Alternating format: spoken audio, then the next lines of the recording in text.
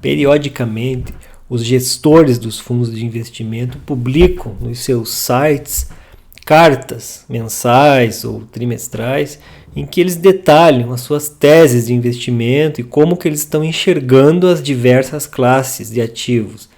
Pode ser uma visão assim mais direta, falando qual ativo que eles gostam e por quê, ou uma visão mais abstrata. E hoje nós vamos comentar um pouco sobre as cartas da Dynamo, que são aí umas das mais aguardadas pelos participantes do mercado, pelas pessoas físicas e até pelos investidores aí mais avançados.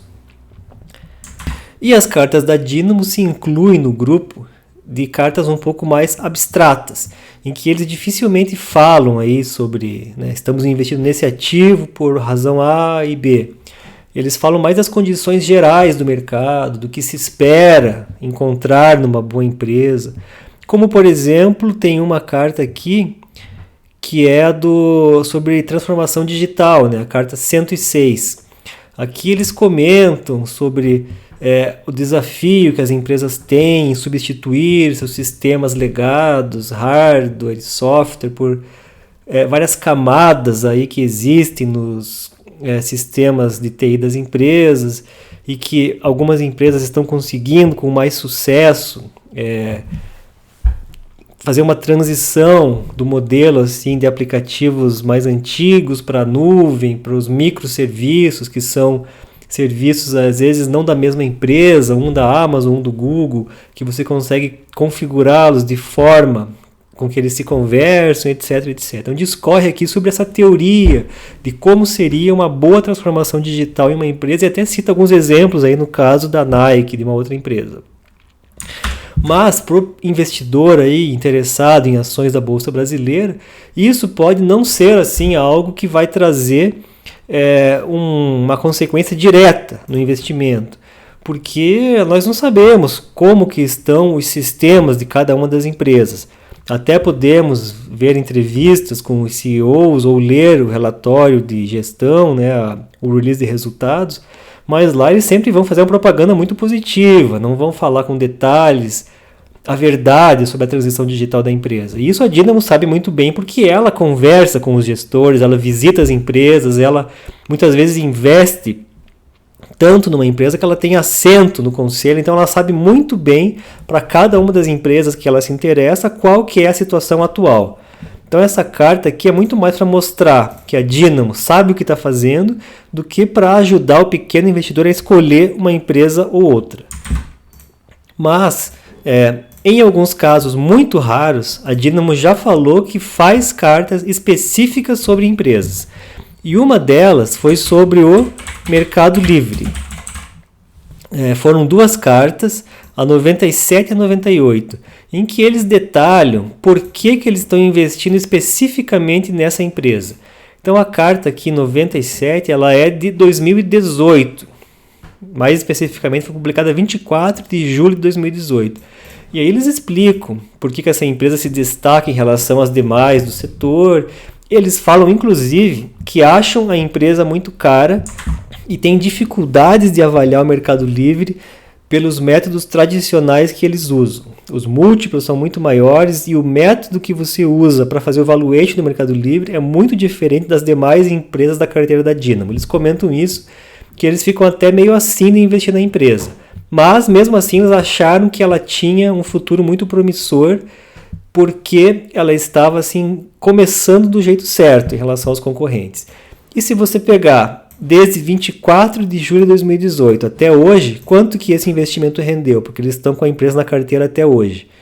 Então a gente vem aqui no Google, pega mais ou menos aí julho de 2018, rendeu 363%. Então, a última carta que a Dynamo resolveu fazer sobre uma empresa específica, acabou que deu muito certo. Se o pequeno investidor, lesse a carta e comprasse a empresa junto com a Dynamo, acreditando na tese, ia dar muito certo. E agora, a Dynamo, em setembro de 2021, repetiu esse processo. Ela fez duas cartas, a carta 110 e 111, sobre uma única empresa, no caso é a Suzano. E nessa carta ela defende aí uma série de argumentos e teses por que essa empresa é um bom investimento. E é sobre isso que nós vamos comentar hoje. Então eu peguei aqui alguns pontos principais da carta e vamos ler aqui para quem não tiver tempo de ler as 16 páginas com letras pequenas, vamos fazer um realce dos principais tópicos trazidos pela Dynamo em relação a essa empresa e por que valeria a pena investir de acordo com os gestores aí da Dynamo. Aí, se você quiser ler com mais detalhe, é só pausar o vídeo e ler o trecho original da carta, que vou fazer alguns comentários. Então, em primeiro lugar, a Dynamo fala que o Brasil ele teria uma vocação, que seria a vocação ambiental. Nós temos aí características naturais muito positivas para crescer nessa área. E a Suzano se insere aí por estar localizada aí com suas fábricas majoritariamente no Brasil, e ela pode se beneficiar dessa característica natural do nosso país. Eles também comentam assim que, enquanto acionistas ativos e colaborativos, ou seja, a Dynamo ela tem um investimento já significativo na Suzano, de tal forma que ela consegue participar da gestão e saber exatamente como que a empresa está superando seus desafios e como que ela está pensando crescer no futuro. A Dynamo interage criticamente com a administração. Então, ela não faz apenas a análise do investimento, ela tem uma participação ativa. A Dynamo altera os rumos da empresa com o seu poder, com o seu percentual investido na empresa. E aí nessa carta eles vão detalhar esse que eles chamam de paradoxo, porque o value investing, que é aquilo que a Dynamo pratica, não é muito relacionado a setores como esse de commodities, porque é um setor que varia o preço muito de maneira imprevisível. As commodities dependem muito da oferta e da demanda. E isso é algo incontrolável e também muito difícil de você conseguir enxergar assim, alguns meses na frente.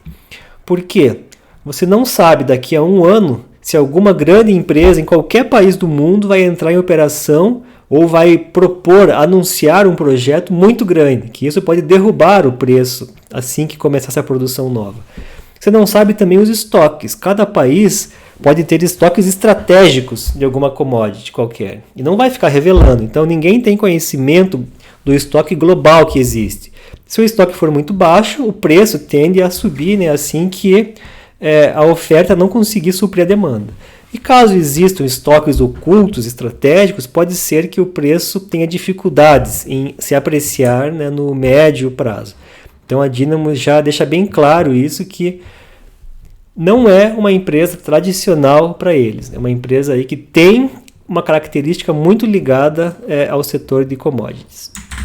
E mesmo assim, eles estão pensando em ficar na empresa para o longo prazo. Eles contam alguns parágrafos aqui da história da empresa, que o fundador vendeu tudo que tinha, todos os investimentos, a casa, etc., e apostou todos os recursos possíveis na construção dessa empresa, que é um empreendedor nato. Ele deu all-in, não em uma ação da bolsa, mas sim na empresa que ele mesmo criaria, e acabou se mostrando um sucesso. E aqui a carta deixa claro que a Suzano é a maior produtora mundial de celulose do mercado. Então é uma informação muito relevante aí, porque os maiores costumam ter vantagens, especialmente aí nesse mundo das commodities. E claro, os projetos que dão certo no longo prazo, quando o preço começa a oscilar muito, são aqueles projetos de baixo custo. O custo para você produzir é muito importante nesse setor de commodities, porque aqueles que produzem com um custo mais alto, eles funcionam quando os preços estão muito altos, mas quando o preço está abaixo da sua média histórica, eles costumam ser expulsos do mercado.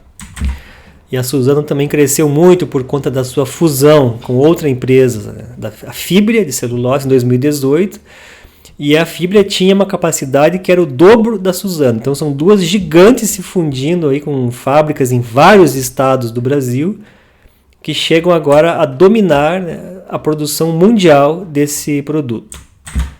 Outro ponto muito positivo aí que o pessoal do Value Investing gosta, o Warren Buffett gosta, que a Suzano teve muitas iniciativas de diversificação ao longo de sua história. Mas isso nem sempre é bom, porque cada empresa deve focar naquele negócio que ela é boa. Deve focar na sua principal atividade e não perder energia criando negócios paralelos. E a Suzano acabou eliminando vários negócios paralelos, de forma que hoje ela é uma empresa aí totalmente focada no papel e celulose. A Dynamo também comenta que os donos têm uma participação muito grande na empresa e que isso pode ser positivo. Por quê? Quando os donos não têm uma participação muito grande, a empresa pode partir para um crescimento desenfreado, começar a tentar fazer aquisições, lançar fábricas, só para ficar uma empresa cada vez maior e ganhar valor de mercado. Mas quando os fundadores, o dono está lá dentro e tem uma participação muito grande na empresa, ele não quer que a empresa quebre no longo prazo, não quer que a empresa participe de aventuras que podem arriscar a sua sustentabilidade. Então isso seria positivo para a Dynamo ter um acionista muito grande que é o fundador, mas a gestão agora é totalmente profissional, né? Seria uma combinação ideal. E também a Suzano é uma empresa muito comentada no mercado por ter uma dívida muito elevada. Mas aqui a Dynamo tranquiliza aqui os potenciais investidores, falando que no tipo de negócio da Suzano é muito comum investimentos discretos. Ou seja, você compra uma empresa, gasta muito dinheiro, ou você cria uma nova fábrica, um novo projeto, gasta muito dinheiro. Então, de vez em quando, a dívida pode dar saltos, quando você acha um investimento que tem um retorno aí muito positivo para o longo prazo. Mas esse projeto vai acabar se pagando e vai acabar amortizando a dívida. Então, a dívida não tem um comportamento linear ao longo do tempo, como uma empresa madura que vende, por exemplo, cerveja. Nesse caso não tem grandes investimentos, mas no caso da Suzano, em que você tem que fazer projetos muito caros, é possível que a dívida se comporte aí uma escadinha, sobe muito e depois começa a cair. Então, para a Dynamo, isso não é um problema.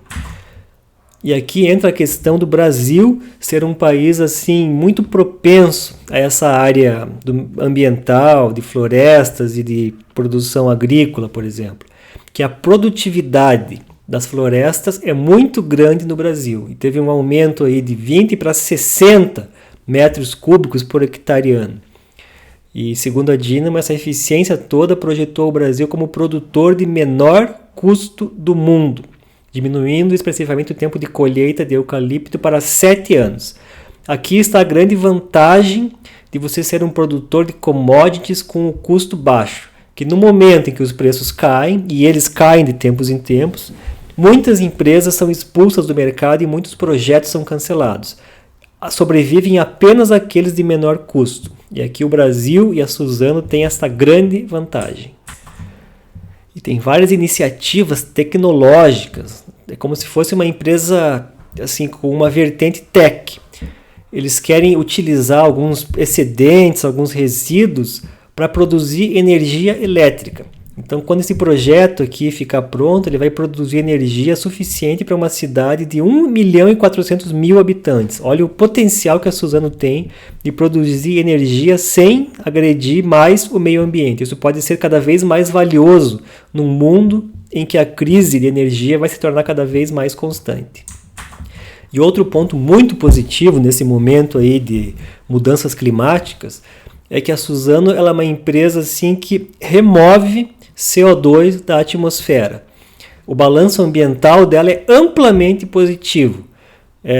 Ela removeu 19 megatons de CO2 equivalente, enquanto a atividade produtiva emitiu 3,8, efetuando uma remoção líquida de 15,2.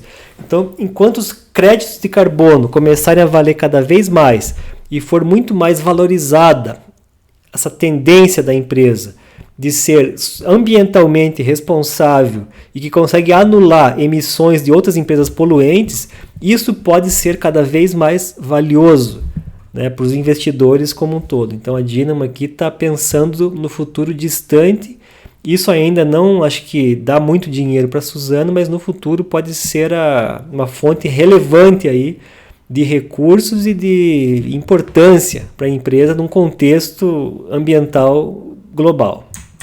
E vamos então para a segunda carta da Dynamo, também de 8 páginas, em que ela continua falando da tese, fala aqui um pouco mais da parte dos números da empresa.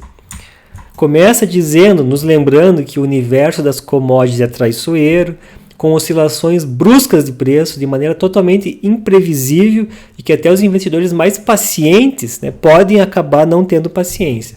Porque às vezes você projeta aí preços baixos por 1 ano, ele fica baixo por 5 anos. Não é um setor, assim, digamos, para amadores, para quem gosta de empresas e investimentos bem comportados. Como nós já comentamos, é uma empresa chamada aqui pela Dynamo de utility e tech ao mesmo tempo. Utility porque ela tem aquela produção assim constante de um produto. E tech porque ela tem várias iniciativas do tipo startup, que são todas opcionalidades. Elas não estão trazendo valor hoje para a empresa, mas se alguma delas der certo, pode trazer assim, um valor gigantesco. E são iniciativas todas ligadas ao meio ambiente, a parte aí de florestas, madeiras e produção de energia. Aqui a Dynamo comenta as particularidades do setor de commodities, que o preço deles varia muito e a empresa, qualquer produtor, não tem o menor controle sobre o preço. Claro que no caso do petróleo tem a OPEP, por exemplo, que controla um pouco, mas no caso do papel e celulose não tem nenhum cartel tão grande assim. E os preços se tornam sensíveis a pequenas variações na demanda. Então, às vezes a demanda sobe aí 5%, o preço pode subir 50%, alguma coisa nesse sentido. Por isso que os preços eles são muito imprevisíveis, eles amplificam pequenas variações nas condições iniciais, são quase caóticos, digamos. E para produzir papel e celulose, são necessárias condições muito particulares, que têm a ver com sol, chuvas, temperatura, solo, topografia, clones, né, que são as sementes, controle de pragas, etc.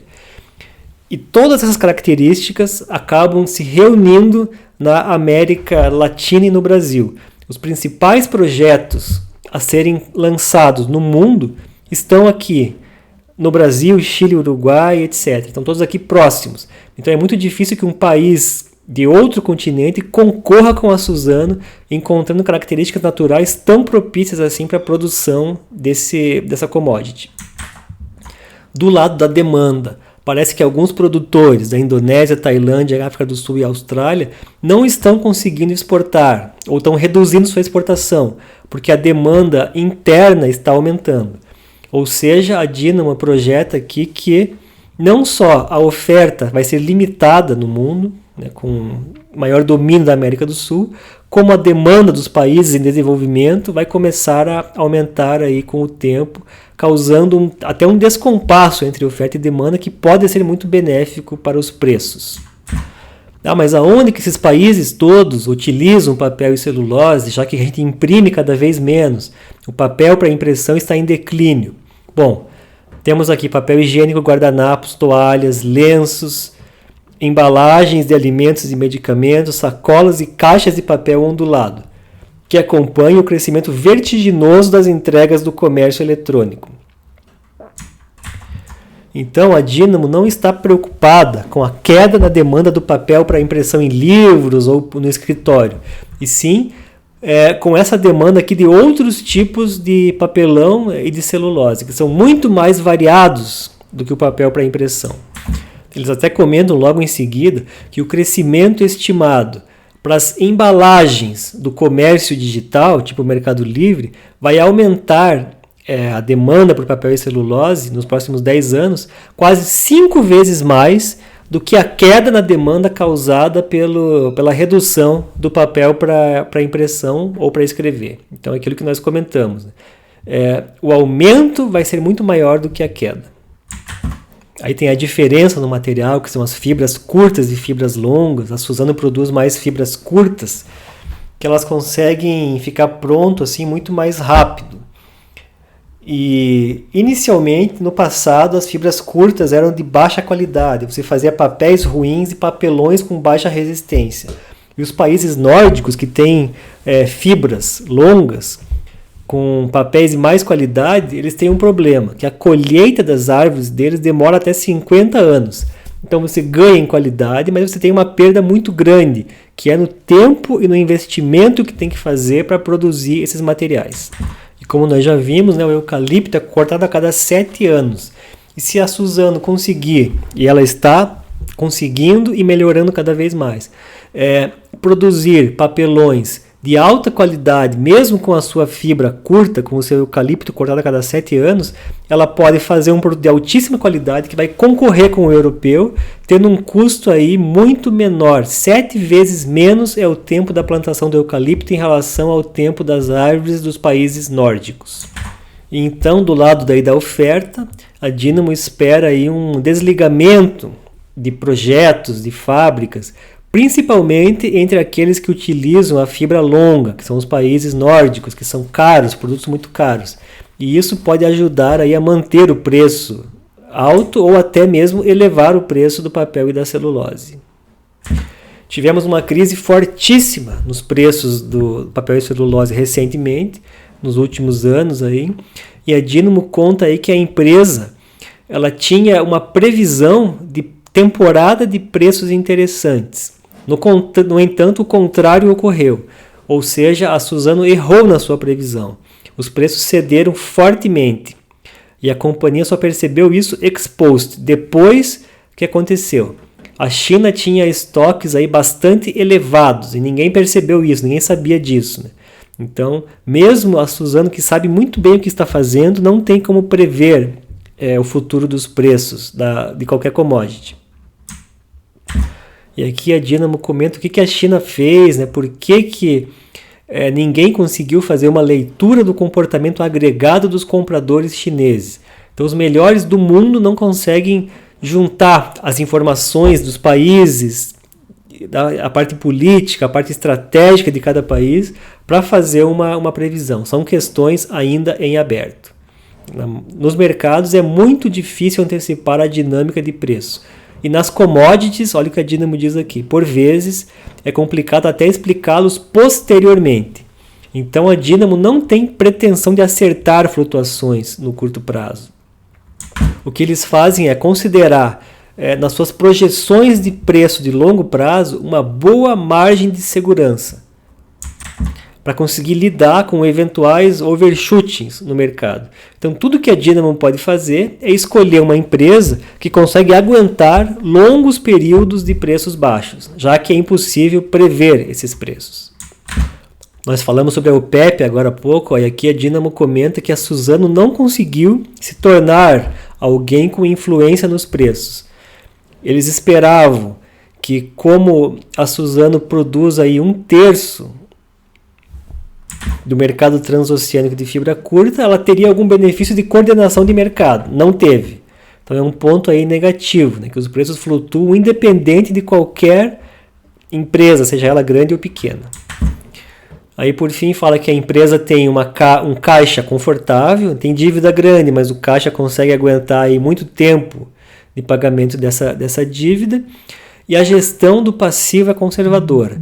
Então a Dynamo comenta aí que ela quer uma empresa que seja agressiva em novos projetos, na parte tecnológica, mas muito conservadora na gestão financeira, que não fique inovando com derivativos ou câmbio. Porque em alguns momentos é muito tentador para o gestor achar que o dólar vai subir, então eu vou comprar dólar. Uma empresa de commodity ela tem que se concentrar no seu negócio, ela não pode tentar especular com derivativos ou da própria commodity ou da moeda. A receita da Dynamo é muito, boa parte, quase toda ela em dólar, porque o preço do papel e celulose é em dólar, então tem que fazer aí o hedge. E a Dynamo faz isso, tanto que quando o dólar sobe, ela ganha com o hedge e vice-versa. Os riscos para o investimento. Descontrole da oferta, ou seja, muitos países começando novos projetos que vai inundar o mercado com produtos e reduzir o preço. Outra, redução da demanda, que depende muito da China. Então, se a China, por algum motivo, parar de crescer e comprar lenços, tecidos, fraldas, tudo que usa celulose, isso pode causar aí grandes movimentos no preço. Mudanças climáticas, até o Brasil pode ser atingido aí, ter suas florestas com uma menor produção, ninguém sabe como que vai ser daqui a algum tempo, e descontinuidades no processo sucessório, porque a Dynamo, a Suzano hoje, ela tem alguns sócios muito grandes, como nós comentamos, e se der algum problema na sucessão, isso pode acabar aí vazando para a gestão da própria empresa, né? Porque ainda tem uma família por trás da empresa, não na gestão, que é profissional, mas sim aí nas decisões do conselho. Aí um dos pequenos comentários da Dynamo sobre avaliação e valores, eles usam como um cenário base $550 por tonelada do papel da celulose, acho que da fibra curta, que é um pouco abaixo do preço que está hoje. Eles acham que é um preço bastante conservador, e mesmo com esse preço, a Suzano teria uma taxa interna de retorno acima de 2 dígitos, né, em dólar, o que torna a empresa uma empresa aí de proteção. E eles também não atribuem valor para a parte tech, parte de inovação, que tratam como opcionalidades, ou seja, se derem certo, acrescentam muito valor à empresa, se derem errado, não acontece nada. E a conclusão da Dynamo é a seguinte: voltada para o mercado externo, 100% dolarizada, a Suzano constitui seguro e proteção financeira para uma parte do nosso portfólio durante esses tempos confusos. Então eu acho que a Dynamo não pretende assim que esse investimento seja aquele que vai bombar o fundo e a carteira deles.